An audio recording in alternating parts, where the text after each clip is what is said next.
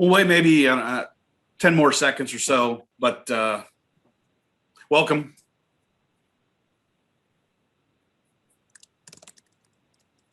All right, we're going to go. Everybody, welcome to the third and final installment of this webinar series on evictions. Once again, we're joined by Karen, Supriya, and Trish, and we'll get started. We have collected some of the questions from we have collected all the questions from last time that weren't answered. I think we'll get to most of them during our discussion. What we're going to talk about really is largely what you can do at the beginning of the process, that's the screening process, to prevent evictions on the back end. Can you always do it? No. If you could, I'd have a crystal ball, or some other folks have a crystal ball, and we just use it. But you can't. But there are some bits and pieces that you can do to actually help yourself really prevent those. We're going to break this down into 3 sections, and the 3 sections we'll just kind of spend some time. We're going to break them down as following, though. Excuse me.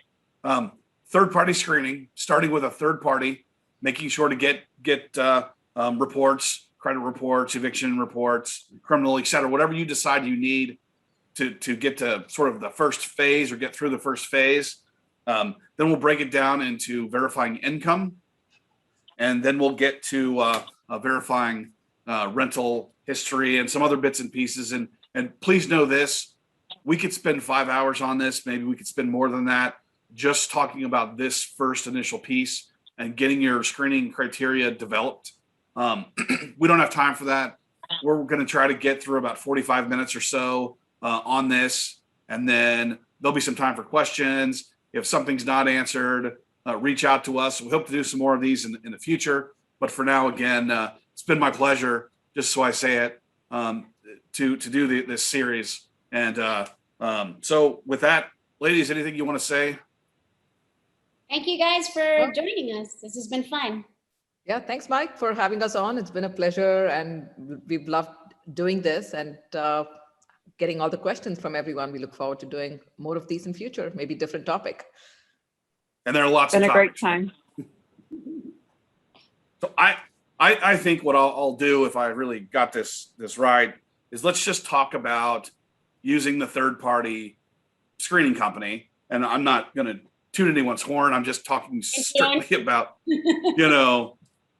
some random third party that does screening. So what you should be looking for, in my opinion, is credit in some form or fashion, whether you decide to get the complete file, all the breakdowns, all the details, or you get an overview. That's important to have. You also want to make sure your company screens eviction filings, and that's not necessarily all the way through the eviction process, but it's important to know if someone's got what I call a paid and stayed, meaning you have to file on someone to get them to pay the rent. It happens a lot.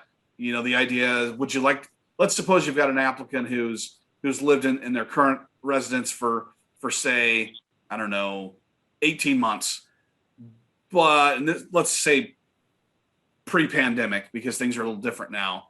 But if you got somebody who's been there for 18 months, and now you find out that 15 of those months they had to file against them to get them to pay the rent, that might be a pretty high risk situation you might want to avoid.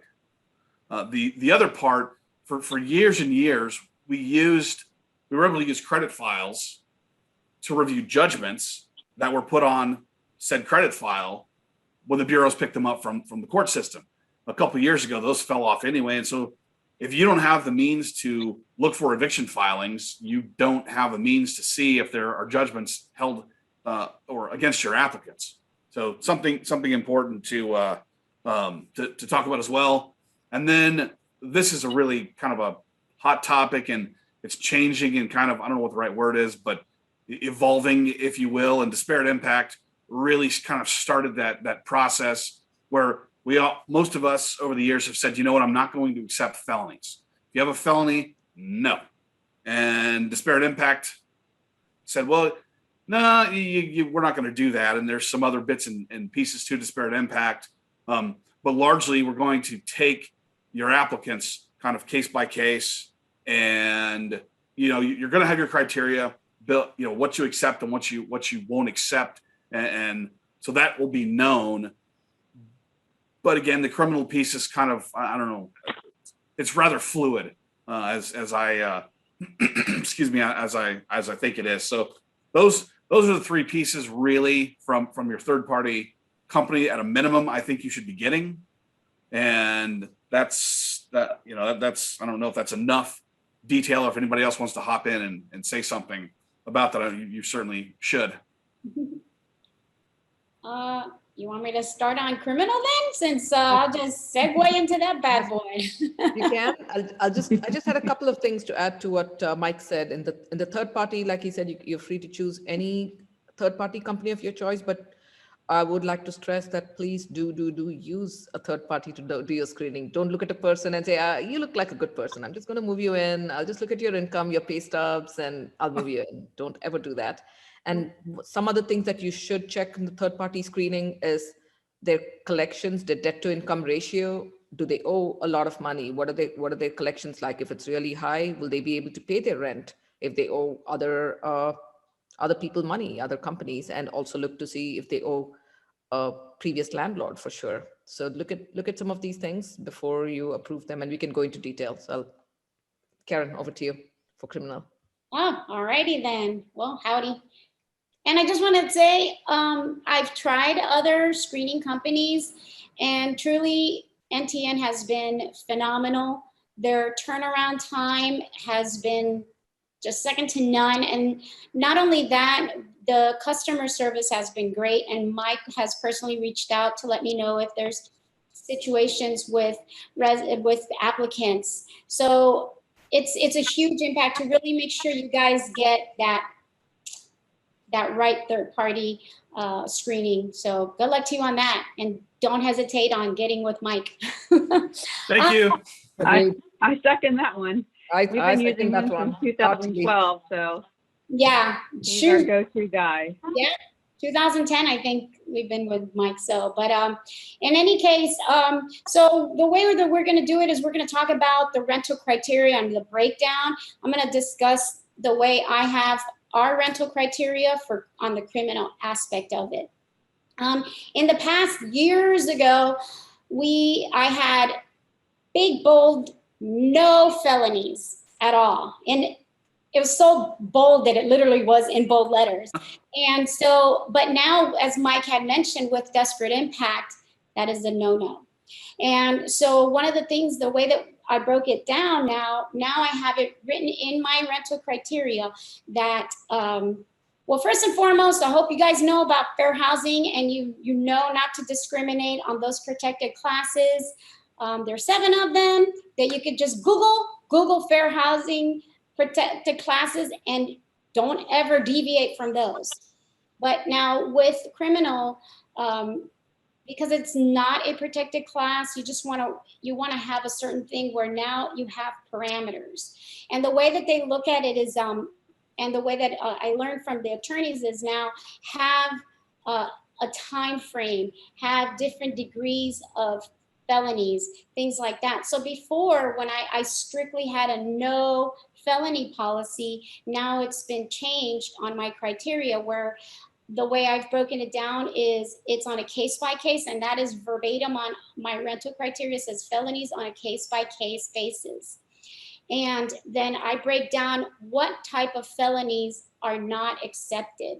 So you find out how, when you're starting to put together your rental criteria is how you want to, what degree are you going to accept of, or rather what the felony charges that you're going to accept. For us, we don't accept any crimes of violence.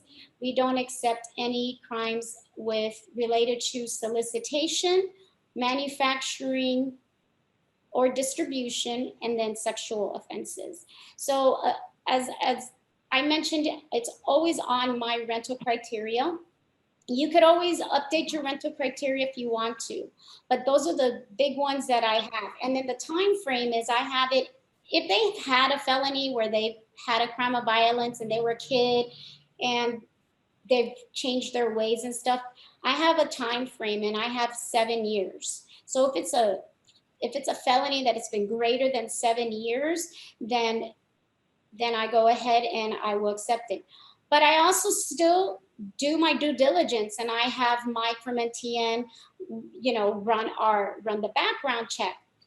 And so with regards to that, I also just make sure that I on my rental application, it states if you falsify any criminal, that this is grounds for basically denying your application because they're lying about it.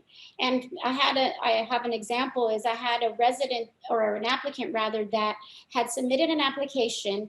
Everything was great. The income was great. The time living, everything met, with the exception that was pending was the criminal background.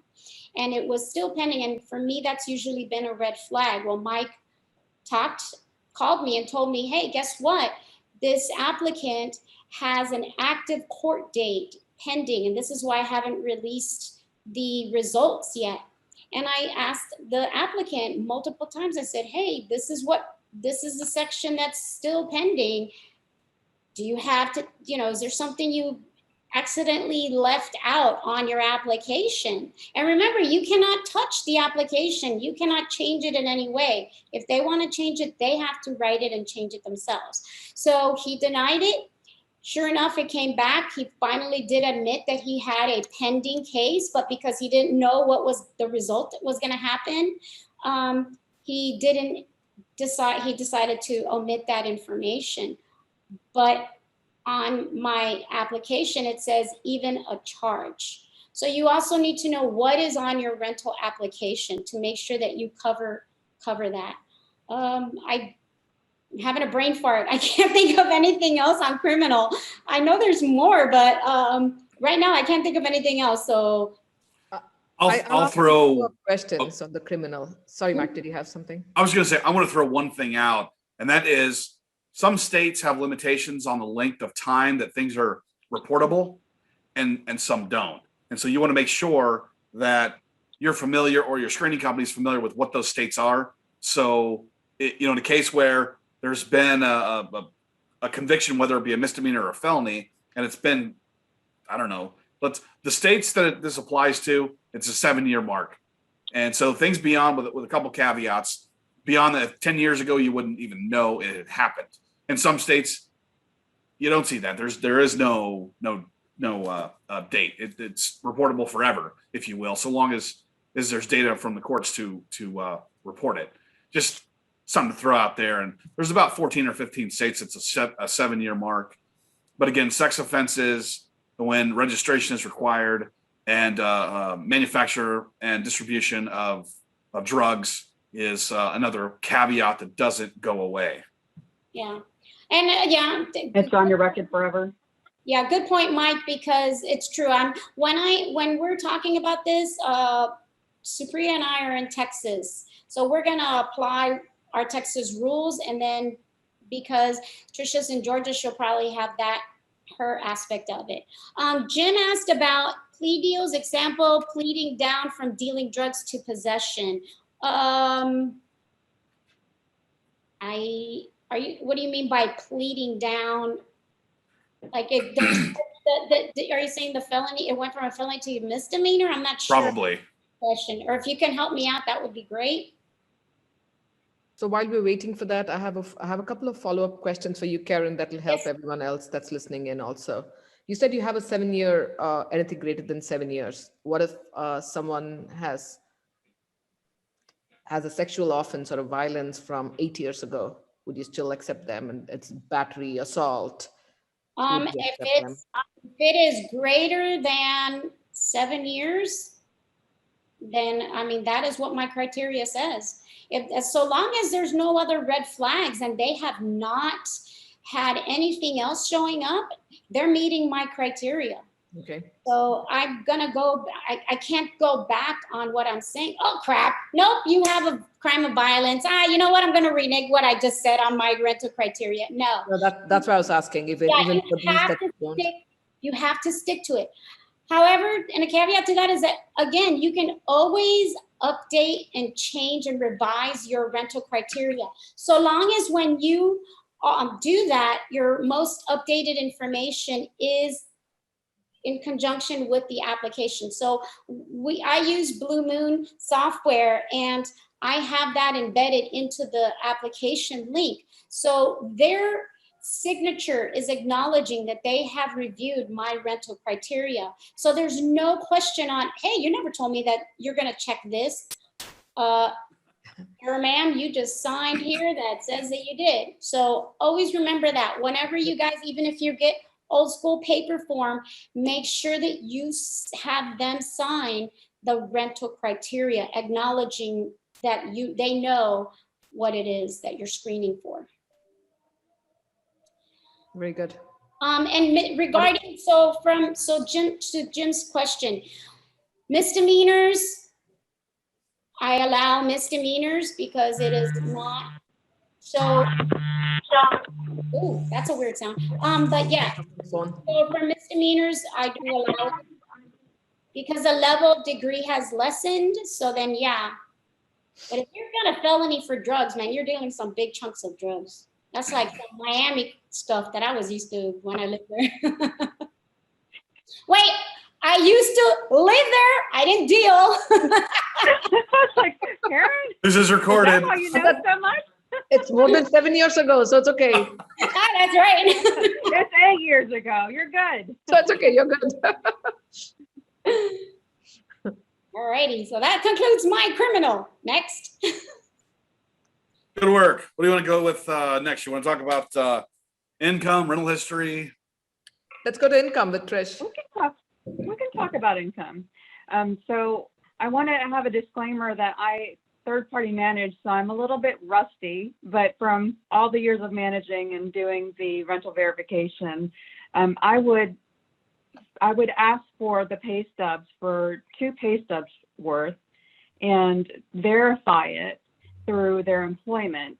Most of our residents are military, so when you have them apply, you know that they're going to most likely be approved because their BAH hits our criteria, and they can't be a felon. What was that, Karen? Just so people may not know what BAH is. It's housing allowance, and since we're in a military town, they're allowed a certain amount to cover their mortgage or their rent. So, for us, we have, the pay stubs for the military. Their LES is what it's called. And then we also do our NTN report to make sure that, we don't have outstanding,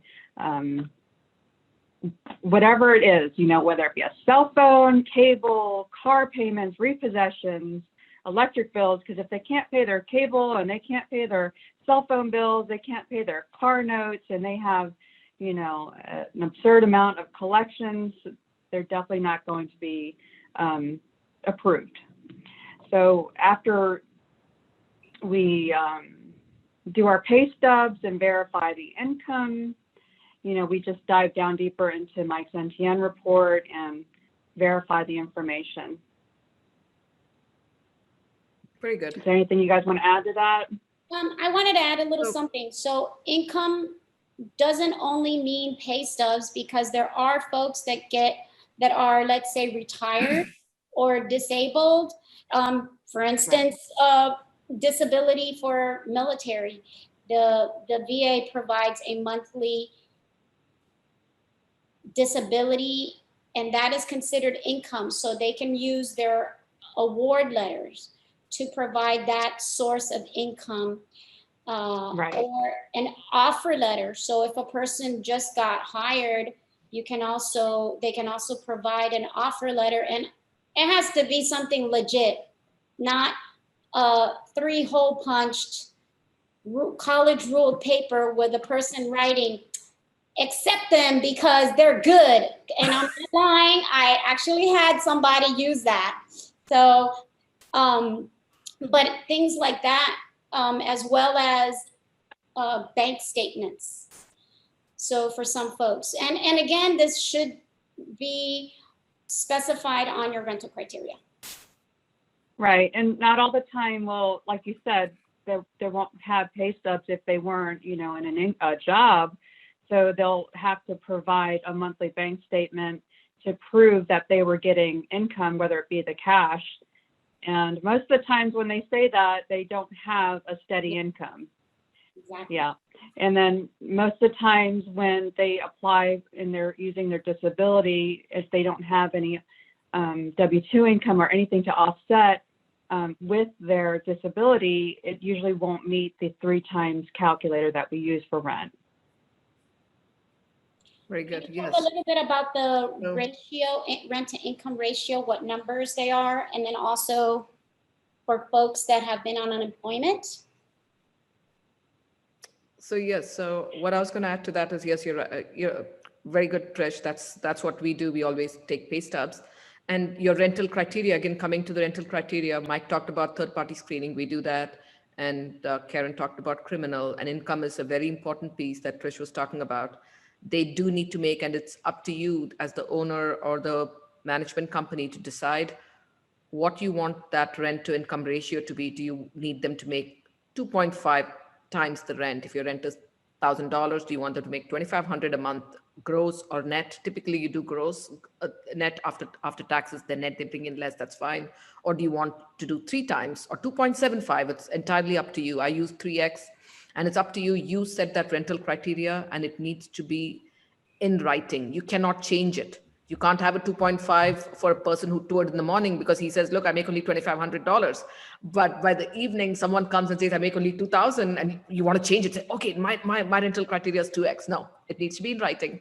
And the different forms of income is W-2. It can be W-2 income, or they can be a 1099 contractor.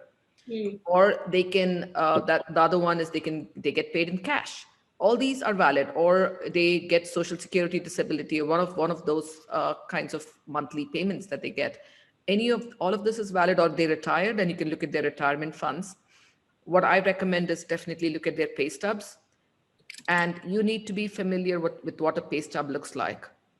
I have caught fake pay stubs, many of them this past year and prior to that too.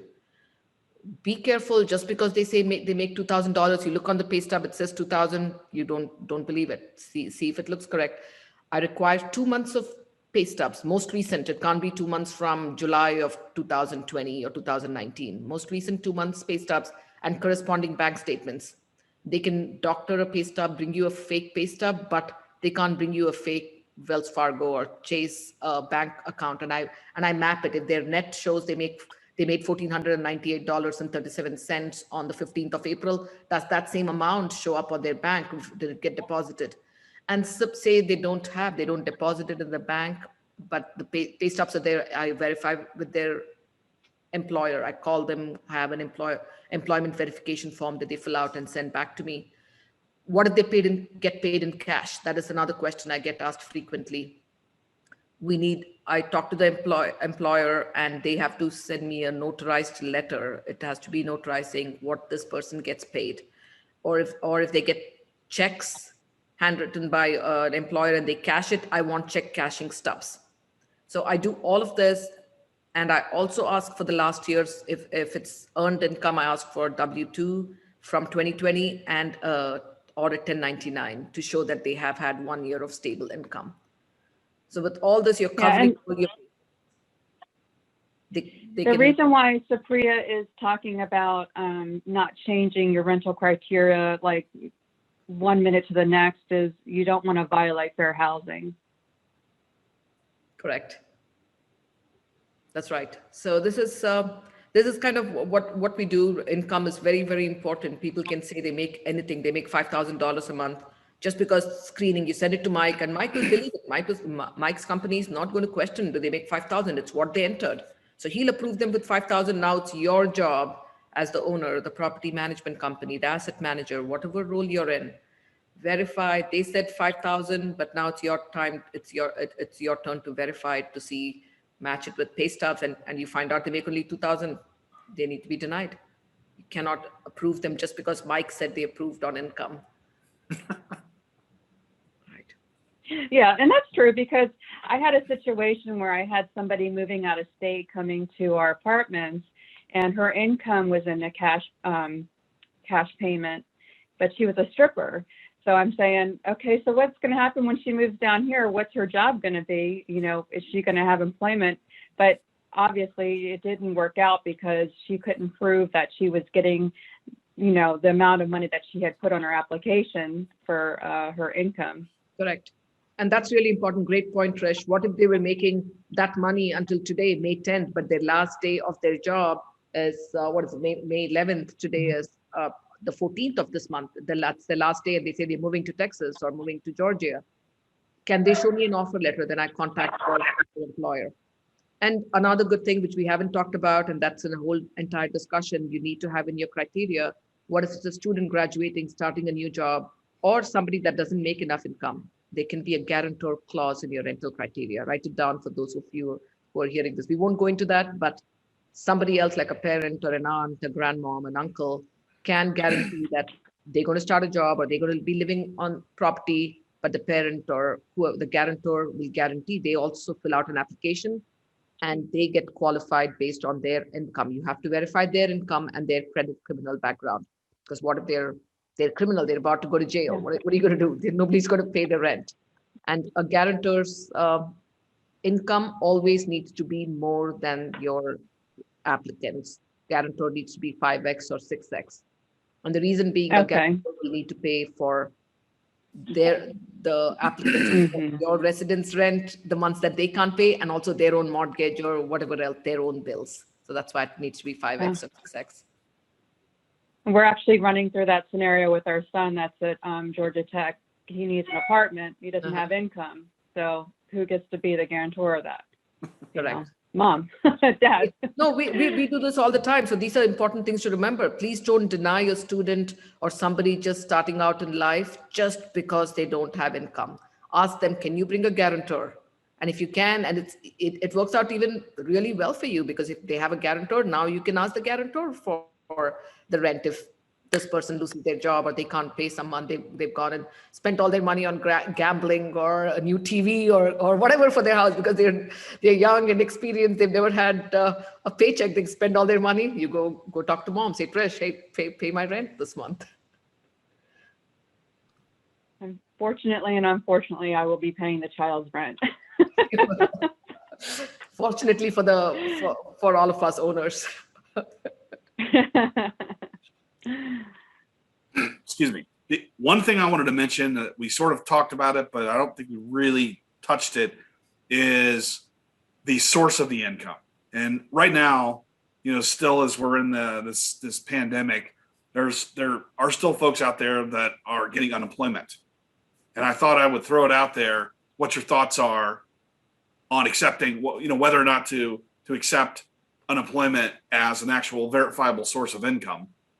No, absolutely not. It's only earned income. In fact, I have two people in my community. They're on unemployment. They make plenty. You combine their unemployment, they make a lot of money. But I asked for a guarantor. I did not move them in, and their father is a guarantor. And anything that happens, I write to their father. I've had a couple of cases of lease violation where there was noise and partying and neighbors complain. I write to the father, and then things get set straight. Yes, do not accept unemployment. It's only earned income. What about if it's in a situation like what Karen said, if it's, they have disability? Yes. Can you get disability and unemployment at the same time? Or is it just one or the other? That's a good question. Like if they have a combined total income and they've got Social Security, disability, unemployment, baby mama data payments. Well, see, and that's the thing, is that unemployment is temporary, and you guys have to remember that. Granted, these people are making chunks of money right now, but that money's not going to last. It's a temporary, it's a Band-Aid. It's a Band-Aid, and it's not going to be there. It's not a permanent fix. And so that's why you guys have to understand that they may present with tons of money, but once that money runs out and they don't have any ways any way to or means to replace it, you've already moved and accepted a person that knowingly really don't meet your rental criteria based on income. Correct. So if they're shy of $300-400 because and that unemployment pushes them over, remove the unemployment. Don't take that into consideration, because Correct. it really is not an actual income. Mm-hmm. And I also do a 10% variance, and that's in my rental criteria, saying I require 3x, but what if they make just 2.9x? I will accept them, but with additional deposit and or risk fee. So that's where, if they're really serious about it, they make only 2.9 or 2.95x. Where do I draw the line? I'm not going to approve everybody with that. Then somebody makes 2.9, somebody makes 2.8. I'm not going to keep going back, but I have a thing. If there's a little bit of a variance, then they can pay. If they're still keen on moving in, they don't meet my 3x, they give me an extra deposit to show that, yes, I'm really interested, here it is. And they can move in. So I keep more of their money, extra deposit, extra risk. And just make sure you have it in writing. Yep. I didn't include, I call it a second chance program, and I have it now in my rental criteria. So if they're just shy of it, I can push them up a little more because they're technically a higher risk. So you can, but definitely just remember, guys, if anything, please make sure that your rental criteria is solid and that you don't deviate from it, because that's the point of having it there. Oh, we lost Trisha? No, she's on. I think her video isn't on. Oh, okay. But definitely, I would just keep the same. You can, as I mentioned, you can always revise it, but always stick to it. That's the reason we have it in writing. Mm-hmm. So just that's remember. The reason for your success. For you will be successful if you have good written rental criteria, so you can refer to it and you can, this is what it says. I'm sorry, I can't deviate from it. You're not approved. Or if you want to be approved, if you want to move in, you are in a higher risk category because of this, and this. You don't quite meet the income criteria, or in your screening, your collections, this showed up. Unfortunately, you are high risk. And this all comes again all down to how to avoid evictions. I mean, this is the reason why we're doing this, because you want to set yourself up for success. And let's start from the beginning. So you want to make sure that your rental criteria is just solid, and if you know other folks, have them review it. Just get an eye on it, because it's fresh set of eyes and they can understand it, or it's a little bit ambiguous, whatever. But just make sure that you have one ready to go with a bunch of signature lines if needed, if it's on paper, so that those applicants can sign that they acknowledge, yep, I read it. Trish should get disconnected. She did? Oh, okay. She did. She's trying to reconnect. Okay. Uh-oh. Great. Any questions, Mike, that you want to? Not the only other thing I could think to pass along or to just ask the question is, there's a lot of companies that are going to third-party verifiers.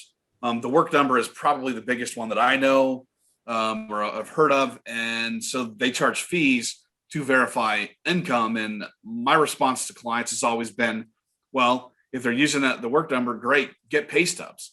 With pay stubs, you can see what you need to see usually. And oftentimes, if you get a supervisor and he or she won't say, yes, so-and-so works here, sometimes they'll list their office number and you can call after hours and see if they've got a voicemail. And if they do, guess what? Chances are really strong they work there, because I'm not paying $50 to Work Number or some other third party. And I don't want my applicants to pay that either. It's just silly. So there's little tricks that you get and you learn along the way.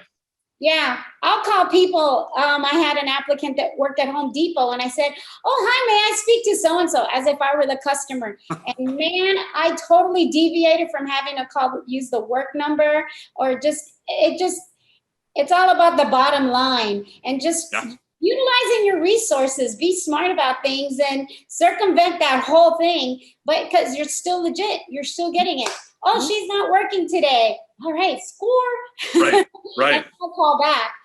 But it works. Those little things work. And as I had mentioned in a previous one, I had called someone that the person submitted their application, said that they worked there, and they even provided the pay stub, their pay stubs, and it wasn't, they lied. And when I called, the person that they said that they were the assistant manager, that applicant, the actual assistant manager answered the phone and said that there was nobody there. So do not just only take the pay stub. It's one little extra step, but it is so well worth it. So call, make sure search engine, whatever company, if they're employed, whatever company they have listed on there, I will do a Google search and make sure that it does jive. Just like Supriya said about the net amount to their bank statements, I make sure that those things align. And if they don't, then that's also a little red flag. So little things like that, you just want to just be cognizant of. Correct. Yeah, always take time up front and always look to see what they're not, what doesn't add up. Don't always think of, I'm going to prove them, they're going to move in, I'm going to fill a vacancy. Don't think of that. Always make sure you're spending that little extra time up front screening and reviewing pay stubs, income, the reports that Mike will give you the report. But if you don't review it, you're like, oh, you look at the top score, approved. That is not what it is. There could be criminal in there. There could be several addresses or something. You have to look at there, or somewhere it could say there's a discrepancy, or they gave you a date of birth of 1985 they were born, but you see that when Mike's report came back, it says that that person was born in 1969. Or you're like, what doesn't add up here? So you are the one, it needs human intervention. Screening always involves a human intervention. Great. Yep. We'll go to rental. Something you said, Supriya, is huge. So we all use NTN, we use NTN. So that breaks it down on if they've had multiple previous addresses. I don't call their immediate one. I call the one previous or even two behind, because those are the people that are going to give you the actual truth. Correct. The person that they're renting from now, they're going to paint them as the best person. Because they want them out of their property. Exactly. Yeah, that's coming up on my rental verification section. I have that written down, so I'm going to talk about that. So definitely, when you get that report back, go through everything and make sure you can go ahead and call two previous ones, because you never know. They'll give you the truth. Correct. You hope. Great. Good segue. Supriya? Great. Thank you.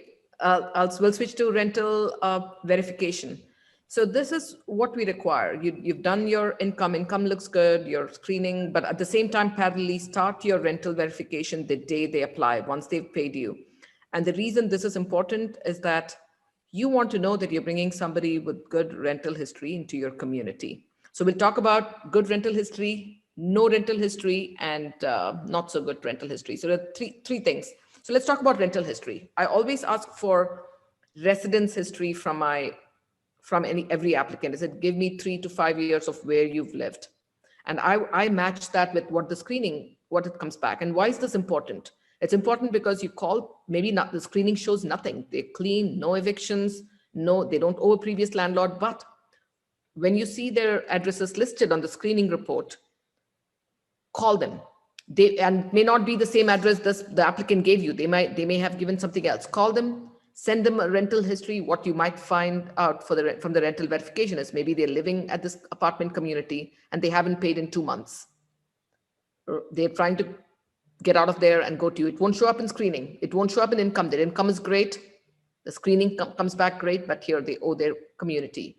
Or the other thing, you'll call and they say they moved out 2 months ago and they owe me money. They broke their lease. They didn't fulfill their lease. So another thing to look for, have they fulfilled their lease? If you have a person who has broken the lease, and that's definitely something in my rental criteria, if they have not fulfilled a previous lease without approval from the previous landlord or management company, I will not be able to approve them. Or if they owe money to a previous management company or landlord. So these are the things I ask. So they call the community. The next thing is Google. When they say they've lived at such and such apartment community, Google the apartment community and call them to ask for where you can send your rental verification form. Do not rely solely on the number provided by the applicant. I've had instances where they provide a number, I call them, they say they're the manager of the community, and they have a Gmail address. I send them the rental verification form. It comes back glowing rental history. Great, paid on time always. And I call the community to say, oh, no one by this name works here. Because I do that. I just do it because even though I know that this is not the community, this is not the person, this is the person's Gmail address, I'm not going to, I do it just to see if it adds up. You get it back from the community and they say, no, they owe me money, they've skipped, they've left. And again, eviction may not show up, but the community will tell you, we have just filed eviction on them yesterday. So it will still not show up on Mike's screening report. So this is why you verify rental history and look at all the 3 or 4 addresses that show up on the NTN report or any report that you use from a third-party company. Call each of them, verify the 2 or 3 years of rental history. The other one is you call 2 or 3 because maybe the community hasn't yet sent it for collections. Maybe they owe them money, they left the final account statement has a balance and they have not sent it for collections. So that's, and also when you look in Mike might say approve them, everything looks good, but they may have a collection balance. Maybe it's a small one, maybe it's $248 to their previous community. Do you want to approve somebody who owes a previous landlord? My rental criteria says no. Even if you owe $100, $248, because you're going to do that to me. You'll move out of my community and you think it's okay to, so I do not approve them. What I will ask them to do is pay that off. I say if they pay it off and show me that they've paid it off, then they can be conditionally approved with the risk fee because they still owed somebody else money. So this is what I have for, it's short, but this is, these are the things, this is why it's very important to do rental verification. Any questions? It all starts with the beginning, because if you sit there and you take, crazy purple Martians into your property, you're going to be living with the horror and the evictions and all the crazy nonsense they're going to bring onto the property. Correct. Oh, the one thing I did not talk about is no rental history. So one is rental history, where we talked about calling a community. And what if they say they have rental history, but it's with an individual? They say, I lived in this house, I just had a verbal agreement, I paid them $600 a month. That is still, I do not consider that rental history. Or if they say, yes, I had a lease and I was paying them, say, give me a copy of the lease. I've had cases where somebody tells me they had a lease with somebody, turns out it's their aunt or their relative, they really did not. I don't approve it. It has to be a legitimate lease. And it's still a high risk for me. If you have never been in a lease with somebody, if you haven't followed the rules, then you are high risk. You're coming to my community not knowing how to be in a lease. And the next one is they have no rental history, or they say they have bad rental history.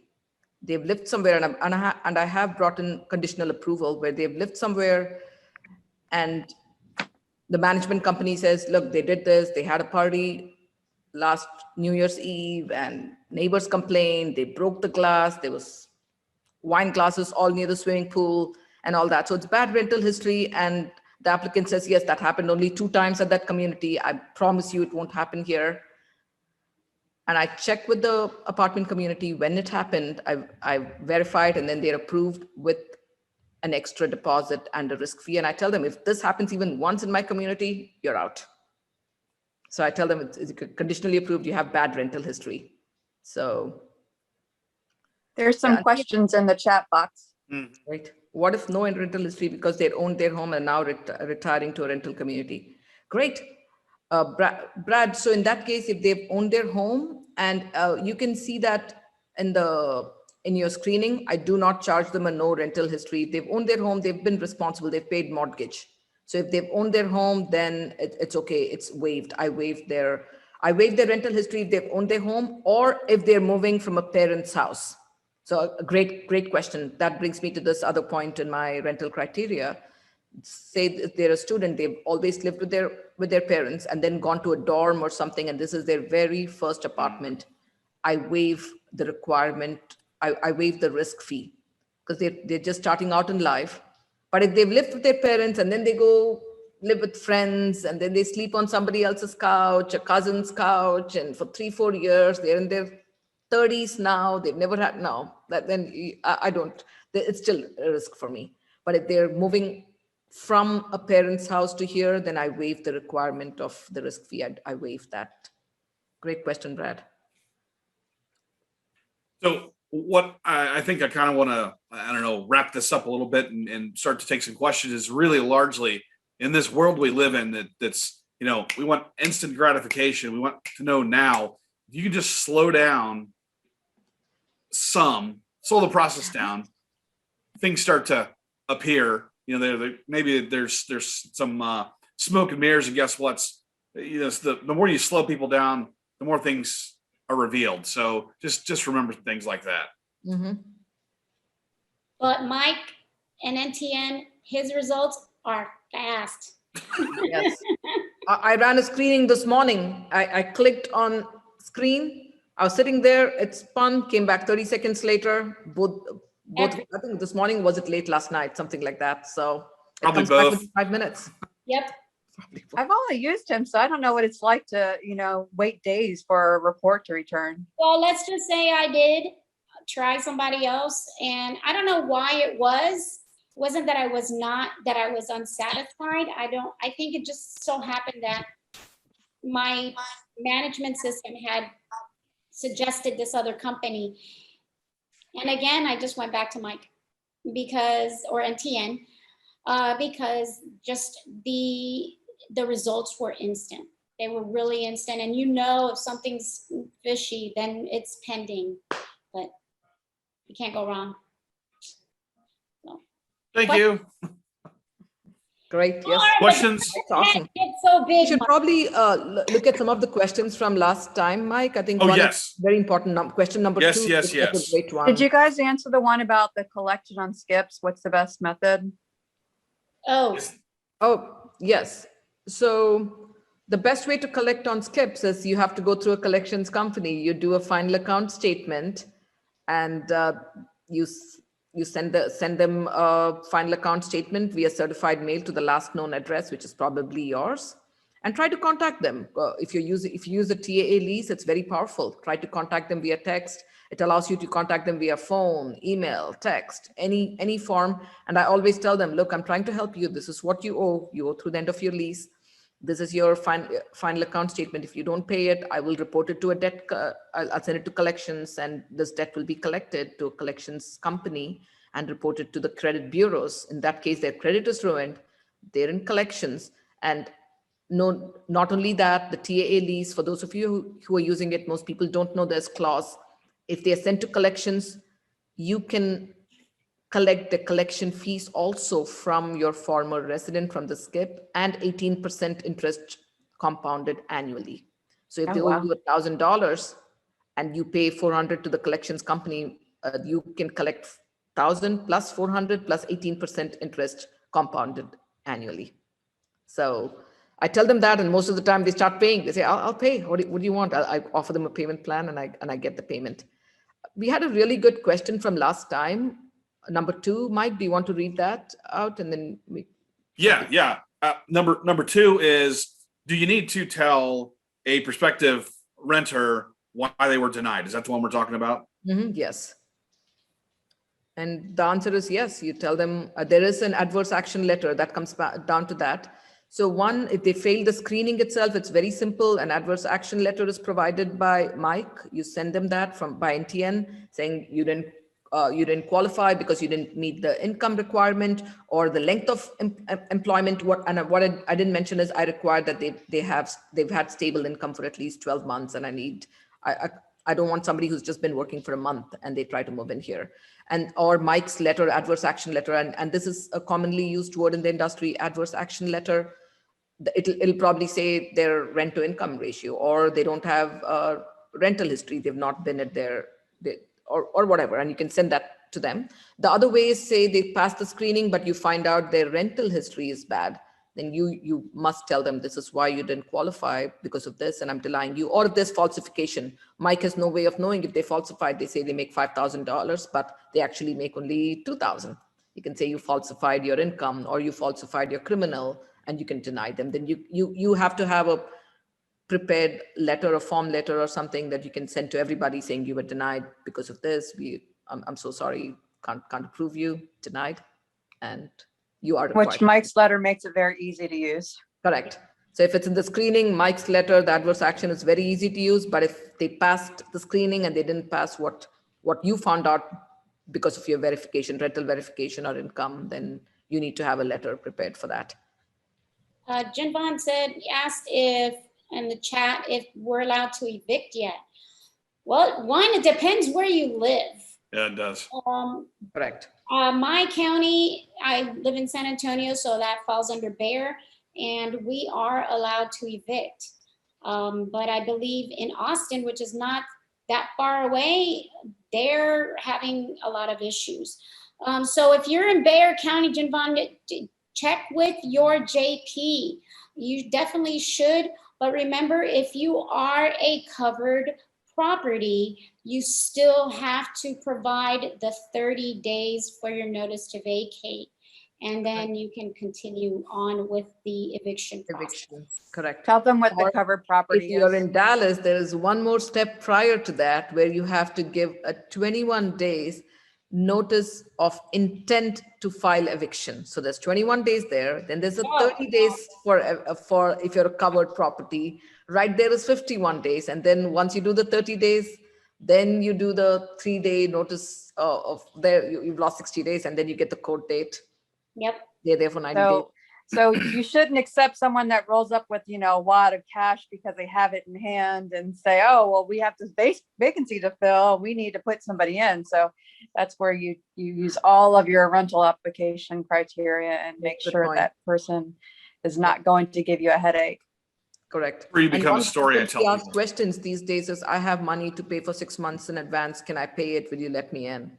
The answer is no. Do not accept advance payments for 3 months, 6 months, 1 year. Don't do that. Right. If they have that much money, if you find there is something, then ask for 2 months of deposit. Keep that as a deposit. So in case they bail or skip, you have 2 months and you can get, by the time you file eviction, you have some money there, but don't accept 1 year. Are there any other questions from last time, Mike? I'm looking at it. Yeah, who wants to touch on Rhino insurance? Whew, man. That's a loaded question. So one thing I want to say about Rhino, and Rhino basically. Can you, sorry to interrupt, can you read out the question, Oh, Mike, sure. for everyone here who doesn't know what you're asking about? Absolutely. So the question is, what are your thoughts on asking the resident to take out Rhino rental insurance as a security deposit alternative? I was told the Rhino insurance covers more damage for the landlord than a typical security deposit. So I was going to say, in a nutshell, Rhino to me is it's like they basically have a contract with another company. And essentially what it is, it's security deposit layaway, where the person can move in with less money. They don't have to put in the security deposit, and that company provides it for them, and they have to pay the company $5-10 a month. I have a third-party management up in East Texas that they handle Rhino, but I do it strictly for multifamily. Also, those properties are in a tertiary market, so it kind of works to their benefit to accept Rhino. But for single family, I would say no. If they cannot provide that full month's security deposit and their full month's rent, I would not accept Rhino. That's my opine. I don't know what, ladies? Yeah, I do not accept Rhino. I don't. I haven't have been approached about this Rhino, so I can't chime in about Rhino. So takeaway on that is no for single family, maybe for multi. All right. The next question super subjective. I'll just read it. Maybe I'll just answer it. How much does an attorney charge for contesting a CDC case? Depends on a lot of things. Depends on where you're at, who you hired, how good they are. But ladies, you want to chime in? Yes, I agree. One, for a CDC one, you definitely need an attorney. Do not try to do it on your own, I would say. And if it's a straightforward eviction, yes, one can do it on our own. And definitely get an attorney that is well versed in real estate. Don't go to an injury lawyer or someone else. Please don't do that. Pay your money, go to a good one so you can contest it. And it depends on how long it takes, what the company charges. You can call 2 or 3 companies, interview them, and see what you want to pay. Ask for references. It could be $350 an hour, $500 an hour, whatever your attorney charges, plus their time, their court fees, the time to go there, or it could be a flat fee. Find out what it is in your state and that particular attorney charges. That's what I'd say. Yep. Somebody just asked what maybe should be the risk fee. Oh, what should be, okay. It's again subjective. It depends on what class, what property management, what you think is the right amount. Do you want to do $250, or it can be a tiered one? You can do $100, $250, $300. It can be, say, if it is this, then you pay this. If it's this, then you pay so much. It's you can set your rental criteria, just like you set the security deposit. People can set $100 for security deposit. I set $550 because I have a Class A luxury community, or I say $1,000. It just depends on what it's again subjective. And you can see how risky it is. If they move in, what is the level of risk they bring to your property, and you want to take on, because you're willing to take on that risk. If you are, what is it worth to you? Are you willing to take on that risk for $200 or $50 or $2? Or are you saying, okay, I'll charge you $500. I'll let you in. I'm willing to take the risk that you may or may not work out. You may or may not follow the rules because you haven't had rental history. So Priya, on that note, the security deposit, if you did an extra security deposit, do you also charge the risk fee on top of that? Uh-huh. There are some instances where I have security extra additional deposit and or risk fee. So sometimes it's just an additional risk fee. Sometimes it's a deposit and a risk fee. Sometimes it's just an additional deposit. I have all flavors. Which flavor do you All flavors. Like people. There's a lot of flavors out there. And an ice cream store. All right. So Rhino is just a name. I think several people asked. It's RHINO. It's Rhino. Yeah, it's not that kind of rhino. No, exactly. It's not Republican in name only. That's another discussion for another time, not now. Nope. No, I'm not even touching it, but I just wanted to. I was just ignoring it. So we have 2 more questions. And we may have some others pop up. We're closing in on time. Has anyone experienced a person with a CPN number apply?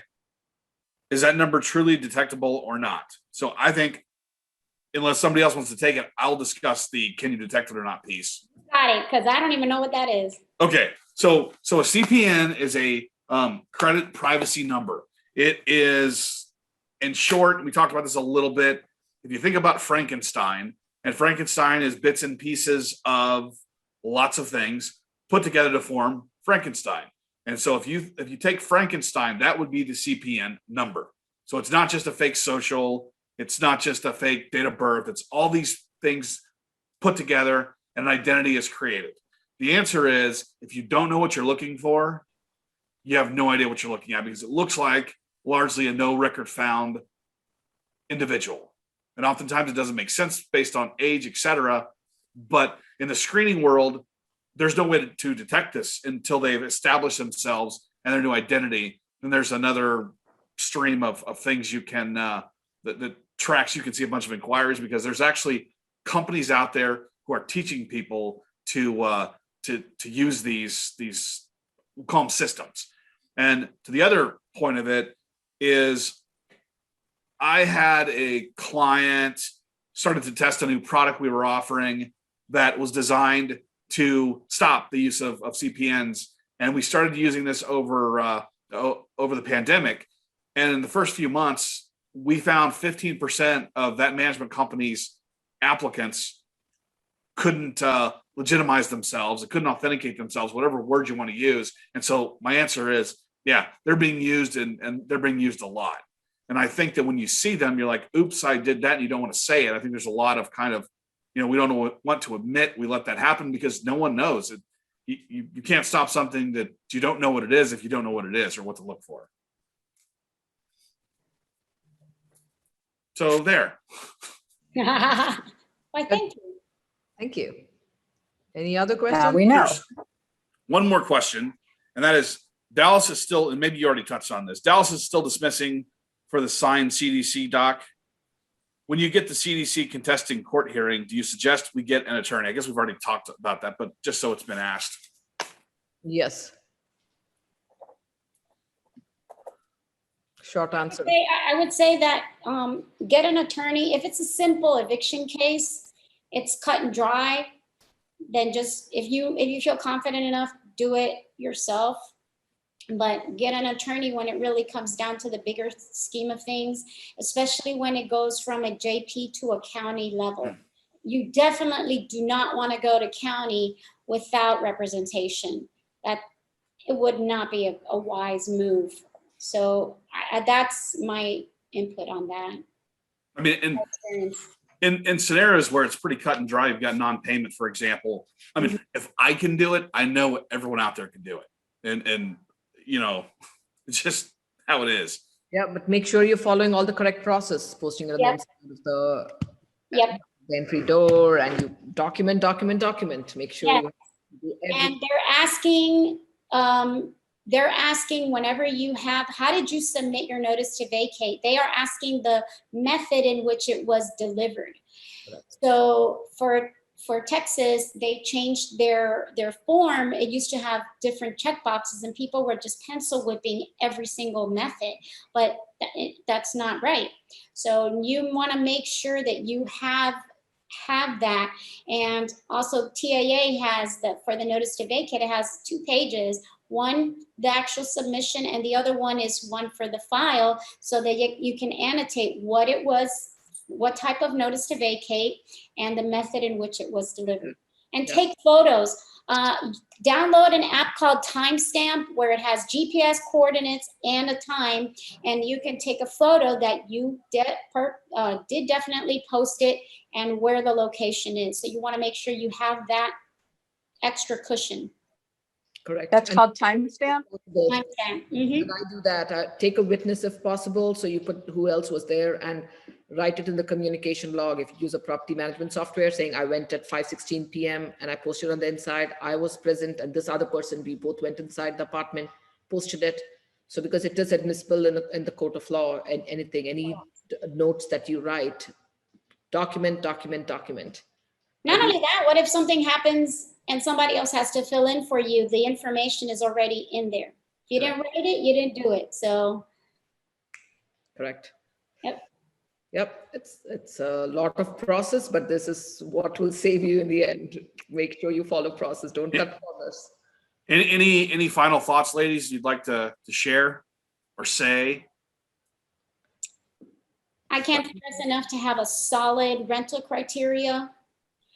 When you're even before they start filling out the rental application, be upfront with them and tell them this is what our criteria is, and this is what we look for. So right then and there, you're already, just getting rid of all the ones that are not going to work out, that you already know are not going to meet your qualifications.